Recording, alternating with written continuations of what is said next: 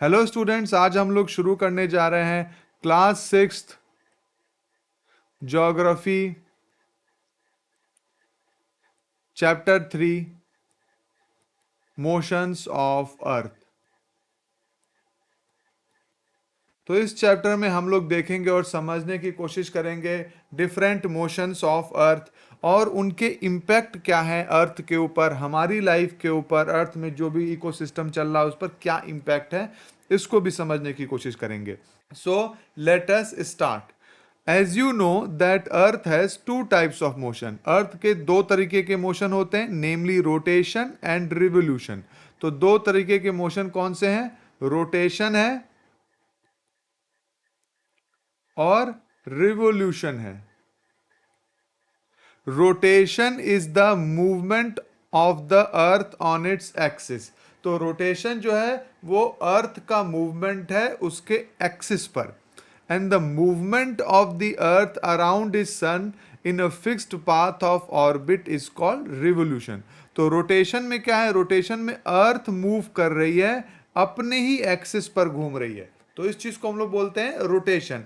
और रिवोल्यूशन में क्या है कि बीच में सन है और अर्थ सन के चारों ओर एक फिक्स्ड पाथ को फॉलो कर रही है, तो इस मोशन को अर्थ के हम लोग बोलते हैं रिवोल्यूशन। और ये जो पाथ है ये कहलाता है orbit, orbit of the planet, orbit of the earth. The axis of earth, which is an imaginary line, makes the angle of 66 degree, 66 and a half degree with its orbital plane। अच्छा, ये जो move कर रही है तो ये जो plane है, ठीक है, ये जो प्लेन है इसको हम लोग बोलते हैं ऑर्बिटल प्लेन। अब जैसे आप इस यहां पर एक डायग्राम को देखिए, ये देखिए, ये देखिए, ये रोटेशन का डायग्राम है, ये रोटेशन यहां दिखा रहा है।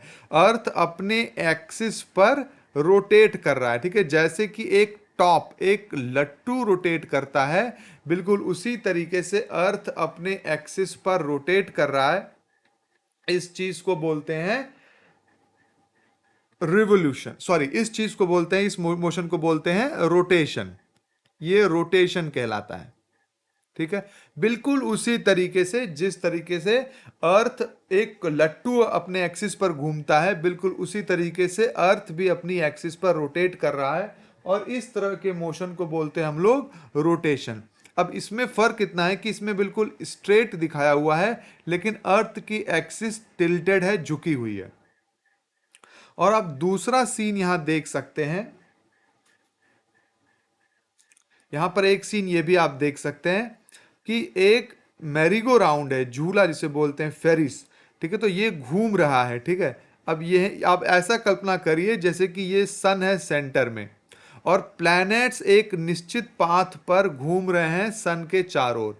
बिल्कुल इसी तरीके से जो मोशन होता है अर्थ का, सन के चारों ओर होता है, और इस तरह का मोशन को हम लोग बोलते हैं रिवोल्यूशन, ठीक। और जो दोनों में एक रिलेशन है वो ये है, रेवोल्यूशन में एक बहुत ही इंपॉर्टेंट बात यह भी बताई गई है, जैसे कि हमने देखा कि रोटेशन करते हुए अर्थ की एक्सिस जो है, अर्थ की एक्सिस, रोटेशन जो अर्थ कर रही है वो ऐसे नहीं कर रही, बल्कि जो एक्सिस है टिल्टेड है, थोड़ी झुकी हुई है, और रोटेशन ऐसे हो रहा है। तो ये जैसे मान लीजिए ये अर्थ का ऑर्बिट है, यहाँ सन है, तो आप अगर अर्थ को देखेंगे तो ऐसे नहीं दिखाई देगी अर्थ आपको, बल्कि कैसे दिखाई देगी, ये इसका एक्सिस टिल्टेड रहेगा। और इस चीज को हम लोग बोलते हैं नॉर्मल, और ये जो लाइन कहलाती है ये प्लेन कहलाती है, ठीक है, ध्यान से दीजिए, प्लेन ऑफ द ऑर्बिट, ठीक है, यानी ऑर्बिट का सतह, ऑर्बिट का जो प्लेन है वो ये लाइन आपकी कहलाएगी, ओके।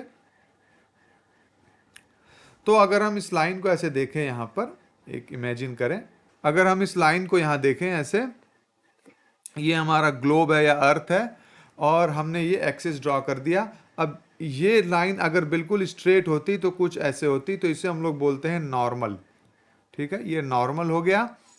और जो अर्थ का जो ऑर्बिटल प्लेन है वो ये कहलाता है, ठीक है। तो यहां नॉर्मल से, या हम लोग परपेंडिकुलर एक्सिस से, ये 22.5 डिग्रीज, सॉरी 23.5 डिग्रीज ये झुका हुआ है, टिल्टेड है, ठीक है। एक्सिस से ये 23.5 डिग्रीज झुका हुआ है। और ये जो नॉर्मल है, यहां नॉर्मल से ये 66.5 डिग्रीज झुका हुआ है। ठीक है, तो अगर यहाँ नॉर्मल से पर अगर ये प्लेन से पूछेगा, प्लेन ऑफ द ऑर्बिट, तो प्लेन ऑफ द ऑर्बिट से ये 66.5 डिग्री है, और ये नॉर्मल से जो है ये 23.5 डिग्री झुका हुआ। आप दोनों को ऐड करेंगे तो वो 90 डिग्री आ जाएगा, यानी कि टोटल इतना एंगल। ठीक है, तो ये एक ही बात को कहने का दो तरीका है। अर्थ की एक्सिस कितनी झुकी हुई है, वो 23.5 डिग्रीज झुकी हुई है फ्रॉम द नॉर्मल। ठीक है, अर्थ की एक्सिस कितनी झुकी हुई है from the plane of the orbit, plane of the orbit से वो 66.5 डिग्रीज झुकी हुई है। ये कहने का मतलब है जैसे कि अगर बस आप उसी एंगल को, इसी झुकाव को मेजर कर रहे हैं, नॉर्मल में जब आप मेजर कर रहे हैं तो आप इस लाइन से मेजर कर रहे हैं तो वो 23.5 डिग्रीज आ रहा है, और जब आप प्लेन से, प्लेन ऑफ द ऑर्बिट से मेजर कर रहे हैं तब वो इस यहां से मेजर कर रहे हैं जो कि 66.5 डिग्रीज आ रहा है। ठीक है, तो एक ही बात को कहने के दो तरीके हैं वो।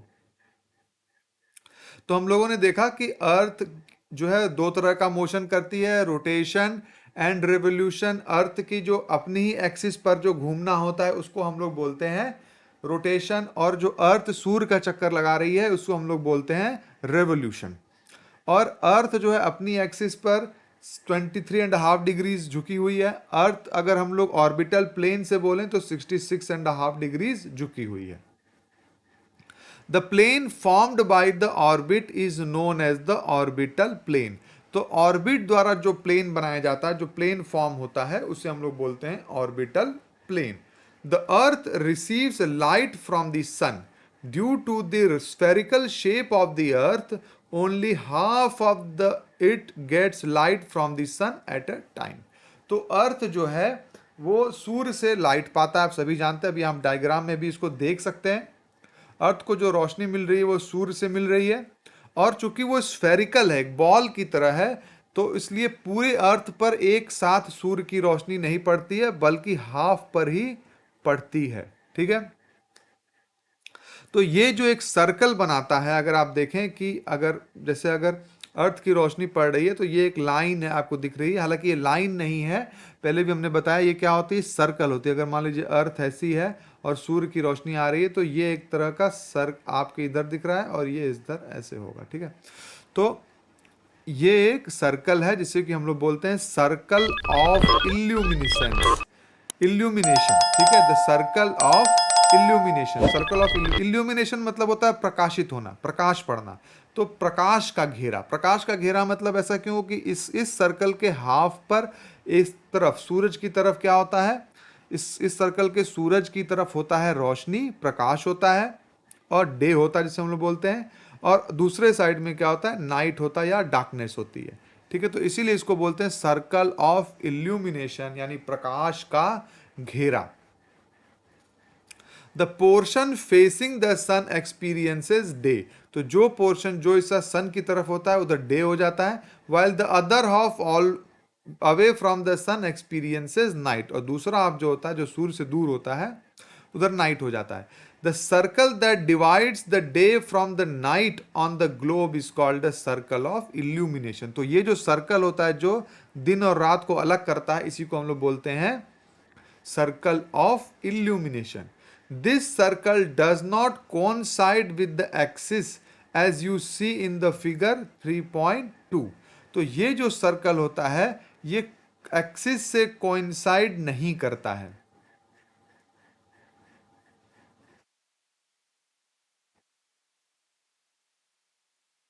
अगर आप ध्यान से देखें तो this circle does not coincide, this circle does not coincide with the axis as you see in the figure 3.2। तो ये जो सर्कल है, सर्कल ऑफ इल्यूमिनेशन, ये जो सर्कल है ये एक्सिस से कोइंसाइड नहीं करता। एक्सिस आप देख रहे हैं ऐसे है, टिल्टेड है। कोइंसाइड का मतलब मिलना, एक दूसरे के ऊपर ओवरलैप करना। ठीक है, तो एक्सिस आपका टिल्टेड है, लेकिन सर्कल ऑफ इल्यूमिनेशन वो बिल्कुल स्ट्रेट है, लाइन ऑफ इल्यूमिनेशन बिल्कुल स्ट्रेट है। ये देखिए ये लाइन जो है लाइन ऑफ इल्यूमिनेशन है। सर्कल एक्सिस आपका टिल्टेड है, लेकिन लाइन ऑफ इल्यूमिनेशन आपकी स्ट्रेट है। ये आपकी लाइन ऑफ इल्यूमिनेशन है जिसके होकर की सर्कल ऑफ इल्यूमिनेशन गुजरती है, लेकिन एक्सिस कैसे आपकी टिल्टेड है, ठीक है। इसीलिए जो सर्कल ऑफ इल्यूमिनेशन है वो आपकी एक्सिस से कॉन्साइड नहीं करती, एक्सिस से मिलती नहीं है, दोनों अलग अलग लाइन बना लेती हैं। The earth takes about 24 hours to complete one rotation. Earth को एक रोटेशन पूरा करने में, अपने एक्सिस पर एक रोटेशन को पूरा करने में 24 घंटे का समय लग जाता है। The period of rotation is known as earth day. और एक जो रोटेशन पूरा करने में लगता है समय, इसी को हम लोग बोलते हैं earth day. This is the daily motion of the earth. और ये डेली मोशन है अर्थ का, यानी कि एक दिन में इतनी दूरी, इतना मोशन अर्थ करती है। तो हम समझ गए। अच्छा, यहाँ पर एक बहुत इंपॉर्टेंट बात है जो समझने वाली, जो कि आपको समझना होगा। अभी तक जैसे कि हम लोग नॉर्मली एक टर्म यूज करते आए हैं, अ डे, एक दिन, ठीक है। लेकिन यहाँ आपने ध्यान दिया कि इसने ये नहीं कहा कि जो अर्थ को रोटेट करती है वो एक दिन होता है, बल्कि इसने क्या कहा, उसने कहा कि वो एक अर्थ डे होता है, ठीक है। तो अर्थ डे से क्या मतलब हो गया, अब यहाँ पर ये ध्यान दीजिए कि यहाँ दो तीन बातें। पहली बात तो एक चीज होती है अर्थ डे, ठीक। इसके बाद अभी आप पढ़ेंगे तो आपको समझ में आएगा एक और चीज है सोलर डे, ठीक है। इसके अलावा एक डे अलग से डेफिनेशन है। तो इन सब में जब जैसे से आपको पढ़ेंगे आपको क्लियर होगा कि थोड़ा सा इसमें सब में अंतर है। जैसे सोलर डे का जो लेंथ है वो थोड़ी अलग है, अर्थ डे की लेंथ जो है वो थोड़ी सी अलग है। हम सब इन चीज़ों के बारे में आगे डिटेल में जानेंगे, आगे आने वाले चैप्टर्स में, आगे आने वाले हमारे क्लासेस में इन सब चीज़ों के बारे में हमें डिटेल में समझ में आएगी। फिलहाल हम जिस चीज़ की बात कर रहे हैं वो है अर्थ डे, यानी अर्थ अपने एक्सिस पर जो एक चक्कर पूरा करने में जितना समय लेता है वो लगभग, देखिए अबाउट का वर्ड यूज हुआ है, एग्जैक्ट 24 आवर्स नहीं बोला है, वो बोला है अबाउट, लगभग 24 घंटे का वक्त लेता है। और इसी को हम लोग बोलते हैं अर्थ डे। तो अर्थ अपने एक्सिस पर एक चक्कर लगाने में जितना समय लेता है उसी को बोलते हैं हम लोग अर्थ डे।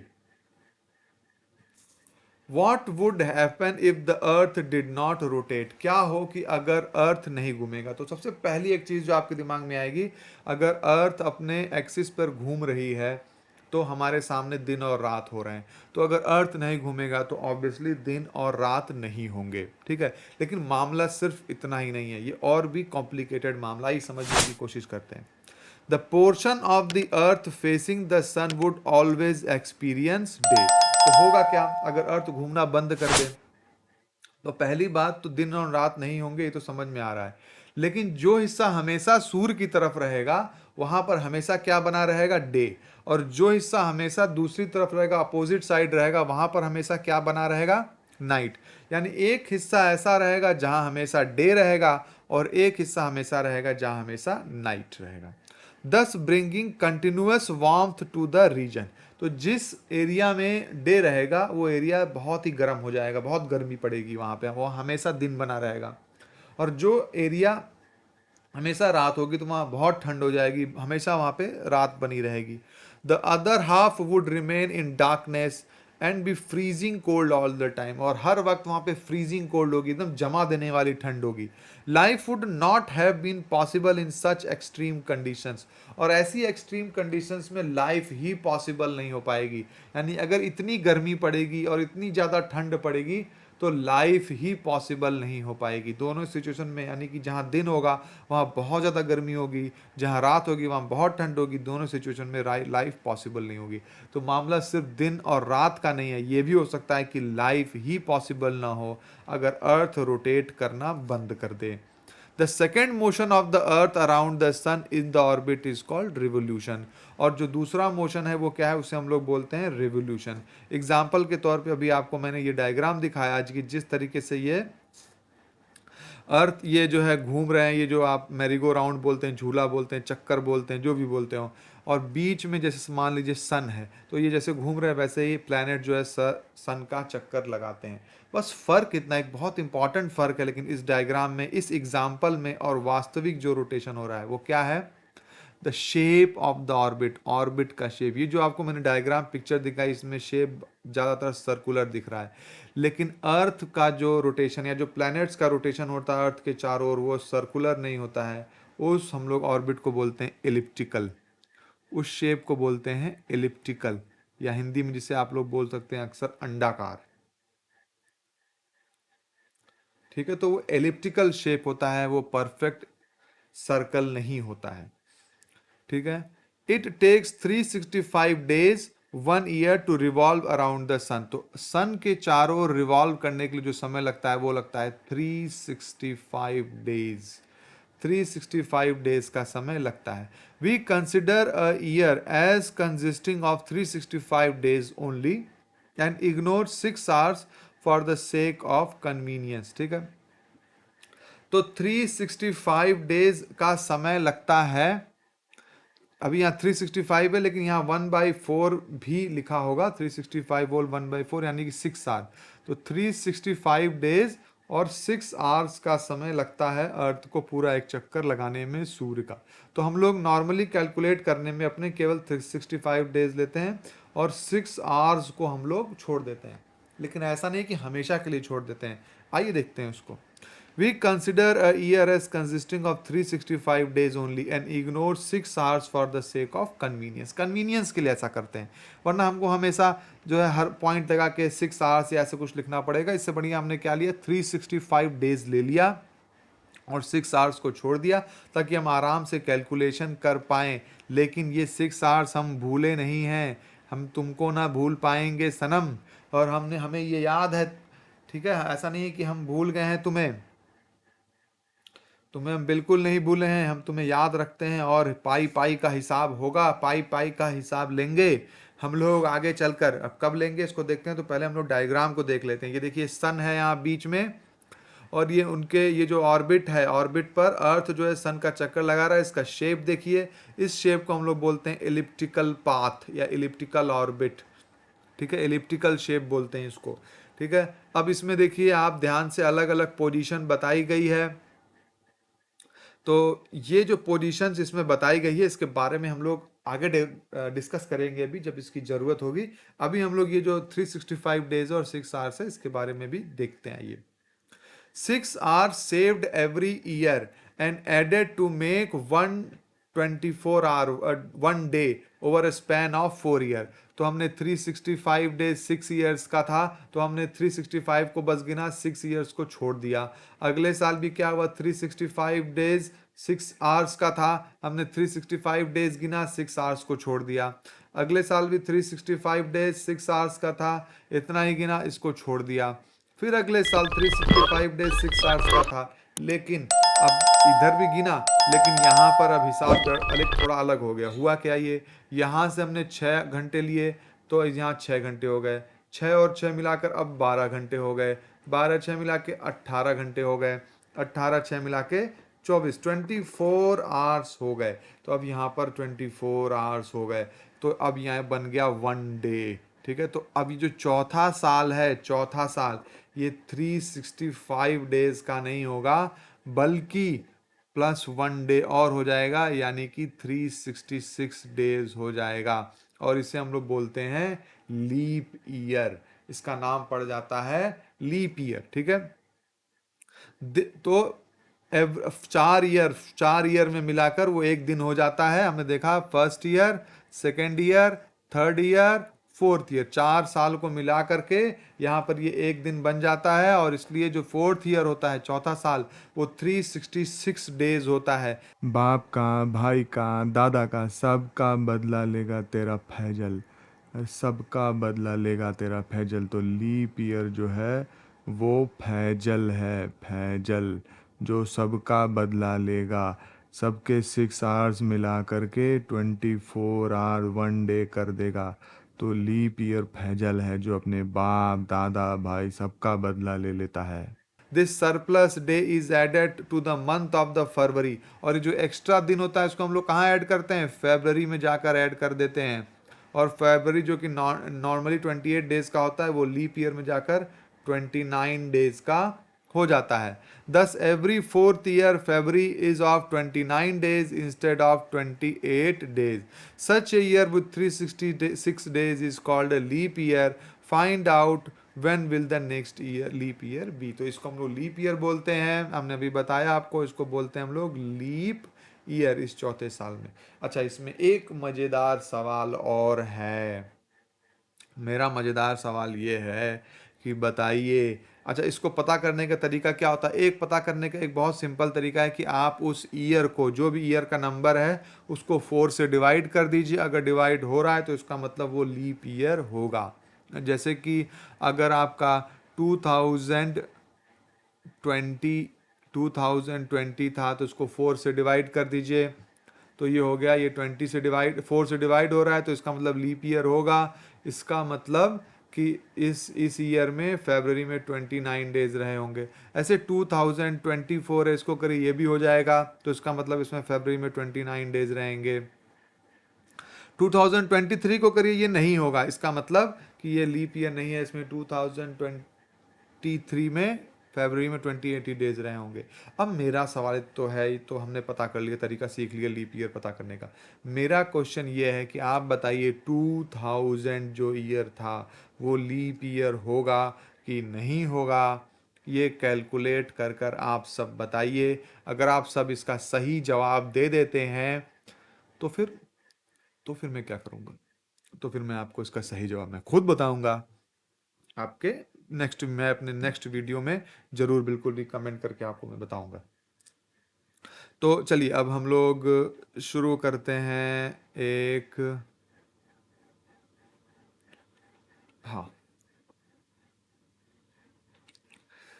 ठीक है, तो हम लोगों ने क्या पढ़ा कि from the figure 3.3 it is clear that the earth is going around the sun in elliptical orbit. जैसा कि मैंने बताया कि अर्थ जो है सर्कुलर ऑर्बिट में सन के चारों ओर नहीं जाती है, बल्कि किस तरह से जाती है, वो इलिप्टिकल ऑर्बिट में जाती है। ठीक है, उस शेप को हम लोग बोलते हैं इलिप्टिकल ऑर्बिट या इलिप्टिकल शेप।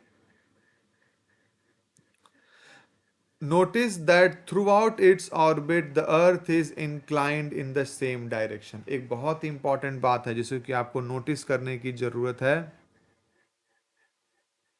कि अगर इस पूरे डायग्राम को आप नोटिस करते हैं, अभी जो मैंने थोड़ी देर पहले आपके सामने ये डायग्राम ये डिस्कस किया था, ये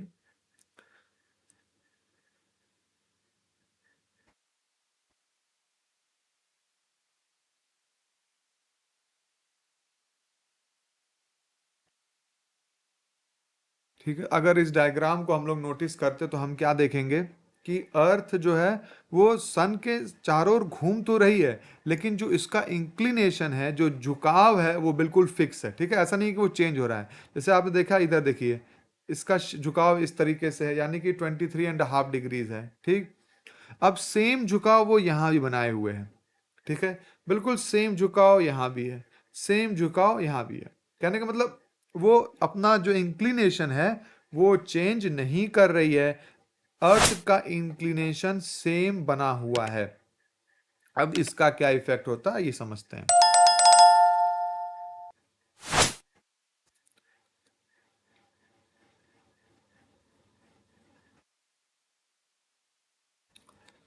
A year is usually divided into summer, winter, spring, and autumn season. Seasons change due to the change in the position of the earth around the sun. तो सन के चारों, जैसे जैसे अर्थ की पोजीशन चेंज होती है वैसे वैसे सीजन्स चेंज होते रहते हैं। अभी पोजीशन कैसे चेंज हो रही है, आइए इस चीज को बहुत बारीकी से समझते हैं, तब हमें बड़ा ही मजेदार एक गेम समझ में आएगा। पहले मैं थोड़ी सी जगह क्लियर कर दूं, काफी स्पेस भर चुका है। ये हो गया, थोड़ी सी जगह और बना दूं। यस, चलिए अब हम लोग इसको समझना शुरू करते हैं। ठीक है,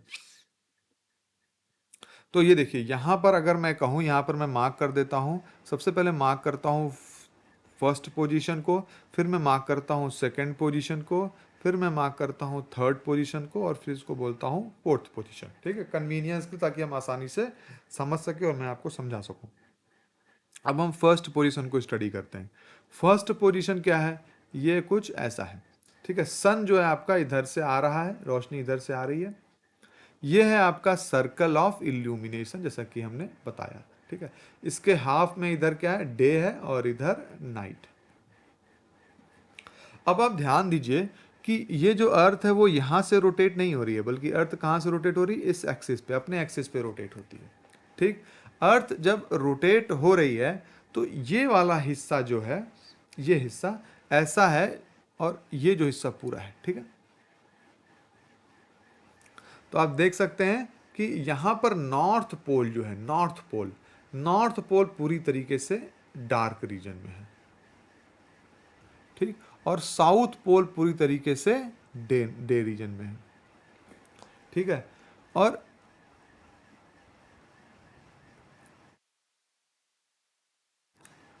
अब यहां पर जो हिस्सा है वो घूमकर 12 घंटे बाद वो फिर डार्क रीजन में चला जाएगा। ठीक है, और फिर घूमकर 12 घंटे बाद, यानी टोटल 24 घंटे बाद फिर वापस आ जाएगा। लेकिन जो ये हिस्सा है यहाँ पर, आप जो बिल्कुल साउथ पोल के करीब, ये हिस्सा घूम कर यहाँ पर जब जाएगा तब भी वो डे रीजन में ही रहेगा।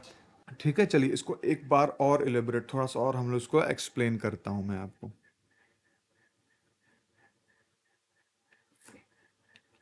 चलिए, अब मैं इस डायग्राम को फिर से ड्रॉ करता हूँ और इसे आप देखिए और बड़े में ड्रॉ करता हूँ। ये देखिए मैंने ड्रॉ किया, ये फर्स्ट पोजीशन का डायग्राम है। ठीक है, और ये है आपका सर्कल ऑफ इल्यूमिनेशन। ठीक है, इधर क्या है, ये आपका नॉर्थ पोल है जहां से एक्सिस गुजर रही है। ठीक है, और ये आपका साउथ पोल है। रोटेशन अर्थ का ऐसे हो रहा है। ठीक है, यहां से ऐसे नहीं हो रहा है। ठीक है, अर्थ का रोटेशन एक्सिस पे होता है। ये पूरा क्या है, डार्क रीजन है। ठीक, अब आप देखिए ये वाला एरिया, अब देखिए रोटेट कैसे हो रहा है, ये रोटेट हो रहा है ऐसे, ये ऐसे रोटेट हो रहा है, ये ऐसे रोटेट हो रहा है, रोटेशन, रोटेशन, रोटेशन। ठीक, अब आप यहां देखिए जो एरिया यहां है, मान लीजिए ए, वो रोटेट होकर फिर 12 घंटे बाद इस एरिया में पहुंच जाएगा। ए डैश कर दिया उसको मैंने। ठीक है, जो एरिया बी है वो फिर पहुंच के यहाँ बी डैश में पहुंच जाएगा। जो एरिया सी है वो सी डैश में पहुंच जाएगा, और जो एरिया डी है वो डी डैश में पहुंच जाएगा।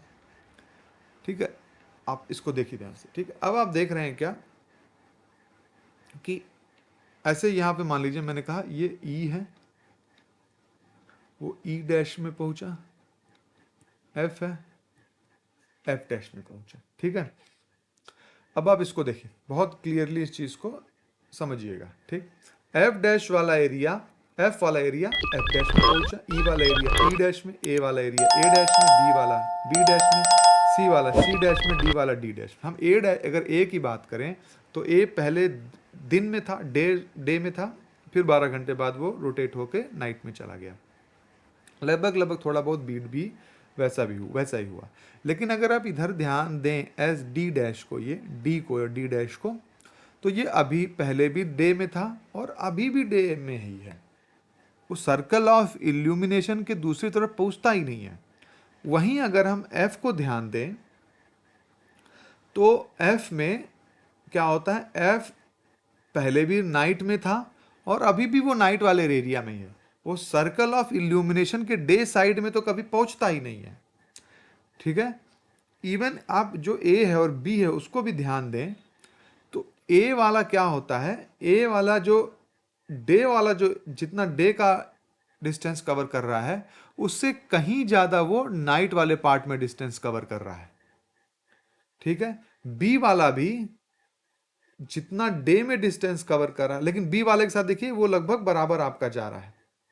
ठीक है, बल्कि वो पूरा ही काफी हद तक डे में, थोड़ा सा ही नाइट में कवर करता है। ठीक, इसका मतलब क्या है कि जो अर्थ पर हम क्या देख रहे हैं कि साउथ पोल के साइड क्या है, पूरा डे है, डी से लेके डी डैश यानी पूरे 12 घंटा, और दूसरा घूम पे आएगा तब भी वो पूरा डे रहेगा। ठीक है, यानी कि साउथ पोल किसी भी वक्त जो है नाइट में गया ही नहीं इस पोजीशन पे अर्थ की, और नॉर्थ पोल किसी भी वक्त जो है डे में आया ही नहीं अर्थ की इस पोजीशन पे। ठीक है, तो यानी कि यहां पर पूरा 24 क्या है, डे है, और यहां पर 24 क्या है, नाइट है। ओके, और ए पर भी हम देख रहे हैं कि ऐसा नहीं है कि 12 घंटे का दिन और 12 घंटे की रात है, यहां पे रात बहुत लंबी है और दिन काफी छोटा है। ठीक, तो अर्थ के एक्सिस के इंक्लाइंड होने का सबसे बड़ा इफेक्ट ये आता है कि डे और नाइट बराबर नहीं होते, और साथ में पोल्स के पास तो ऐसा होता है कि 24 घंटे की रात और 24 घंटे का दिन हो जाता है। किसी एक पोल पे 24 घंटे की रात है तो दूसरे अपोजिट पोल पे 24 घंटे का दिन है। हमने जो सिचुएशन देखी है वो देखी है ये अपनी पोजीशन ए विंटर के बारे में। तो विंटर में ऐसा होता है कि नॉर्थ पोल पर 24 घंटे की रात है और साउथ पोल पर 24 घंटे के दिन है। ठीक है, आइए हम लोग पोजीशन 3 को स्टडी करते हैं। पोजीशन 3 को स्टडी करेंगे तो हमें और भी बहुत कुछ समझ में आएगा और क्लियरिटी आएगी।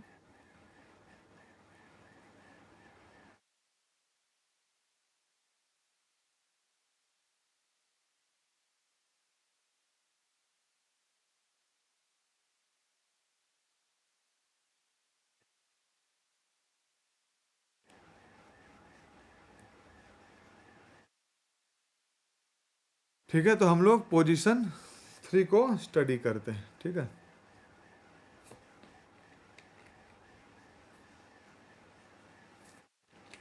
ठीक, पोजीशन 3 को स्टडी करते हैं। आइए,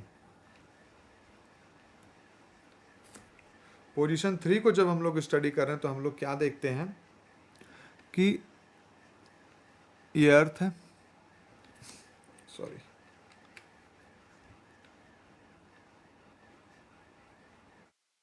ये अर्थ है और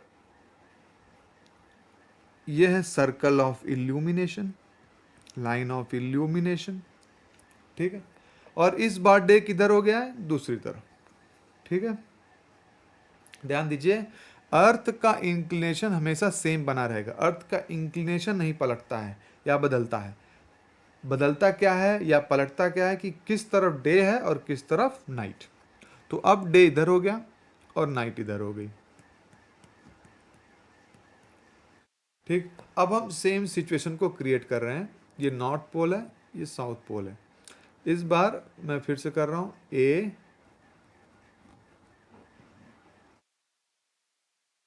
dash, B dash, C dash, D dash, E dash, F dash. ठीक, सेम लगभग डायग्राम से सारे, बस डे और नाइट की पोजीशन पलट गई है। ठीक, ये विंटर के टाइम था और अभी जो थर्ड पोजीशन है ये समर के साइड हो गया है, समर के टाइम हो गया है।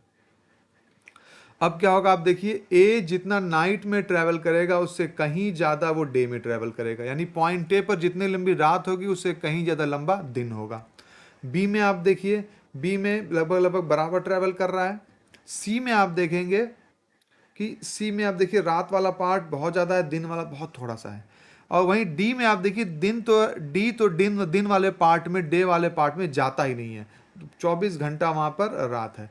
इसी तरीके से अगर हम नॉर्थ में देखेंगे तो एफ में क्या है, 24 घंटा डे है, 24 आवर्स डे। वो तो रात वाले पार्ट में जाता ही नहीं है, 24 आवर्स डे होता है। अब ये ठीक उल्टी पोजीशन है वहाँ पिछले बार की। ठीक है, समर में क्या होता है, समर में होता यह है कि दिन लंबे हो जाते हैं और रात जो है छोटी हो जाती है, जैसा कि हम पॉइंट ए में देख रहे हैं। नॉर्थ पोल पे 24 घंटा डे हो जाता है और साउथ पोल पे 24 घंटा नाइट हो जाता है।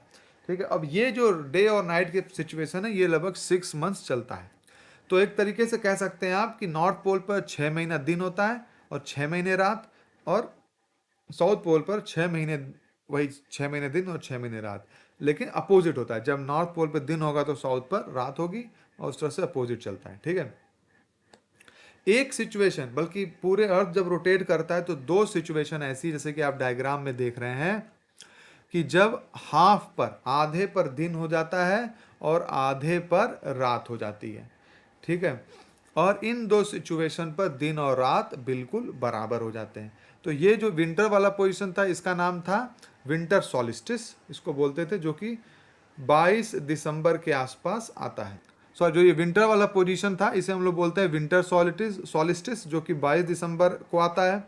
फिर इसके अपोजिट होता है समर सॉलिस्टिस, जो कि 21 जून को आता है। 21 जून को हम लोग इंटरनेशनल योगा डे भी मनाते हैं। और इक्विनॉक्स जो, यानी कि इक्वी मतलब होता है इक्वल, और नॉक्स मतलब नाइट, तो इक्विनॉक्स जो है वो कहाँ होते हैं, वो 21 मार्च को होते हैं और 23 सितंबर को होते हैं। तो जो 23 सितंबर को होता है उसे ऑटम इक्विनॉक्स कह सकते हैं, और 21 मार्च वाले को समर इक्विनॉक्स कहते हैं, ठीक है। तो ये सब चीज़ें हैं, इसमें आप समझे होंगे। अगर फिर भी कोई प्रॉब्लम है तो कमेंट करके जरूर पूछिए।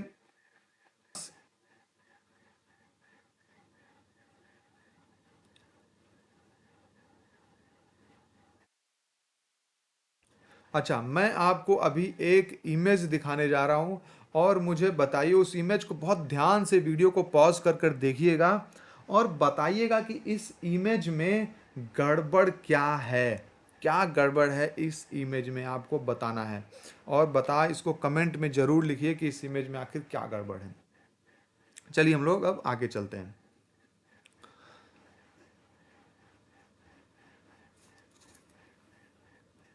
Look at the figure 3.3. You will see that 21st June the northern hemisphere is tilted toward the sun. तो 21st जून को क्या होता है, जो नॉर्दर्न हेमिस्फीयर होता है वो सन की तरफ झुका होता है। हम सब ने इस चीज को देख लिया। इस तरफ क्या होता है, डे, ठीक है। The ray of the sun fall directly on the Tropic of Cancer. As a result, these areas receive more heat. तो इस दिन ट्रॉपिक ऑफ कैंसर पर सन की रेज डायरेक्ट हीट होती, तो इसलिए बहुत ज़्यादा गर्मी होती है इस तरफ, तो गर्मी का मौसम आ जाता है। The north pole is inclined towards the sun, north pole sun की तरफ होता है। Beyond the Arctic circle experiences continuous daylight for 6 month, 6 महीने के लिए उसको डे लाइट मिलती है। Since a large portion of the northern hemisphere is getting light from the sun, it is summer in the region north of the equator. ऐसे में equator के जो नॉर्थ में क्या होता है, चलता है समर, ठीक है। The longest day and the shortest night at these places occur और 21 जून। तो सबसे लंबा दिन किस दिन होता है इस एरिया में, समर के, ठीक है, नॉर्दर्न हेमिस्फीयर के सबसे लंबा दिन होता है 21 जून को, और इसी दिन सबसे छोटी रात भी होती है। At this time in the southern hemisphere all this conditions are reverse, और वहीं सदर्न हेमिस्फीयर्स में सारी कंडीशंस ठीक उल्टी होती है। इसमें विंटर सीजन होता है, the nights are longer, night रातें लंबी होती हैं, and the position of the earth is called the summer solstice, और अर्थ के इस पोजिशन को हम लोग बोलते हैं summer solstice. On the 2nd December, the Tropic of Capricorn receives direct rays of the South Pole this towards it. और जो 22 दिसंबर को परिस्थितियाँ उल्टी हो जाती हैं, सन रेज इधर से आने लगती है, इधर रात हो जाती है, सन रेज यहाँ से आ रही हैं, ठीक है। और ऐसे में क्या होता है, all the sun rays fall vertically at the Tropic of Capricorn. A large portion of the southern hemispheres get light. तो southern hemisphere में summer हो जाता है. Therefore, it's summer in the southern hemisphere with longer day and shorter nights. The reverse happens in the northern hemisphere. This position of the earth is called winter solstice. अब इसको हम लोग बोलते हैं winter solstice. Do you know that the Christmas is celebrated in Australia in the summer season? Christmas जो है Australia में Christmas summer season में मनाया जाता है। आई होप अब आपको काफ़ी समझ में आया होगा कि जो इमेज मैंने दिखाई थी उसमें गड़बड़ क्या है। On 21st March and 22nd September, direct rays of the sun fall on the equator at this position. neither of the pole is tilted toward the sun. इस दिन जो है यानी जो आपका इक्विनॉक्स होता है इसमें कोई भी पोल सन की तरफ झुका हुआ नहीं होता है. So the whole earth experiences equal day.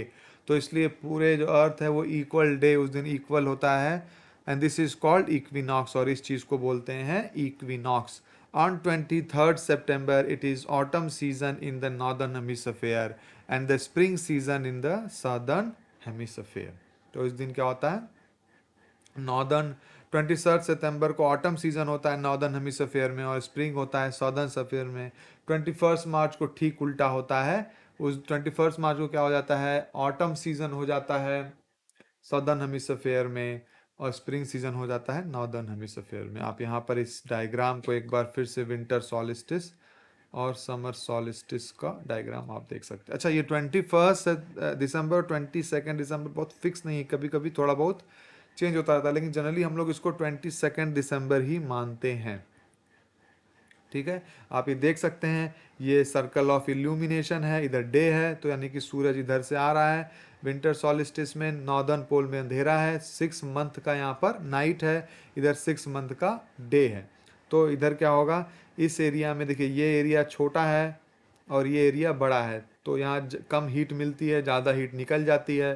तो नॉर्दर्न हेमिस्फीयर में समर होता है और सदर्न हेमिस्फीयर में, सॉरी, नॉर्दर्न हेमिस्फीयर में विंटर होता है और सदर्न हेमिस्फीयर में समर होता है. ठीक है, समर सॉलिस्टिस में ठीक उल्टा हो जाता है.